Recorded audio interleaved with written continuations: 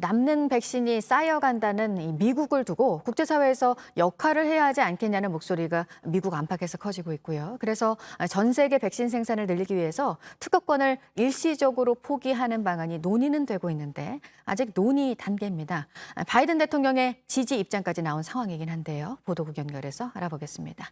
박지훈 기자, 결정된 건 뭐 아직 없고 시간이 좀 걸릴 것으로 보인다고요? 네, 바이든 대통령이 현지 시간 5일 백악관에서 연설을 마친 뒤에 코로나 백신 지식재산권 면제에 동의하냐는 질문을 받았습니다. 이에 대해서 바이든 대통령은 그렇다고 답했습니다. 이와 관련해 WHO 사무총장은 미국이 지혜로운 리더십을 보여주었다면서 환영했습니다.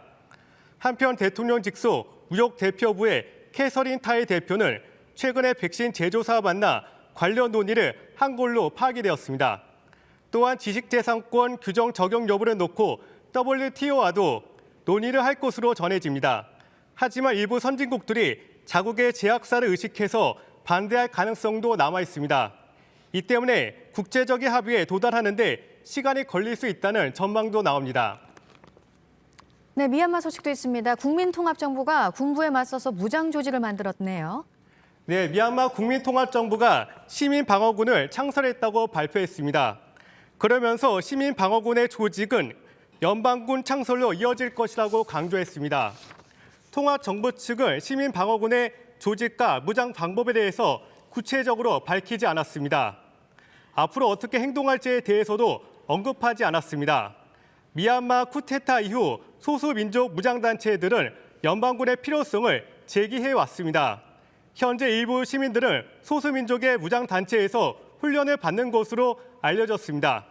소수민족의 지도자들이 국민통합정부 요직에 대거 진출돼 있습니다.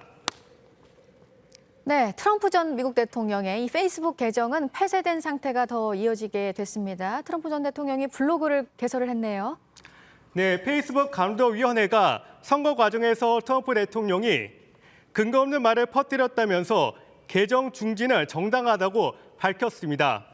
하지만 무기한 정지 조치가 적절해 보이지 않는다면서 다른 사용자에게 적용되는 규칙도 고려해서 6개월 이내에 적절한 벌칙을 결정하라고 권고했습니다.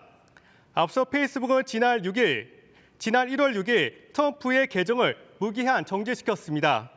이후 페이스북은 최종 결정을 독립적인 감독위원회가 검토하도록 의뢰했습니다. 이런 가운데 현지 시간 4일 트럼프 전 대통령의 공식 홈페이지에서 도널드 트럼프의 책상에서라는 블로그가 개설되었습니다.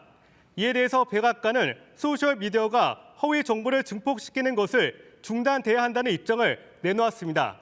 지금까지 아침에 지금 JTBC 박지훈입니다.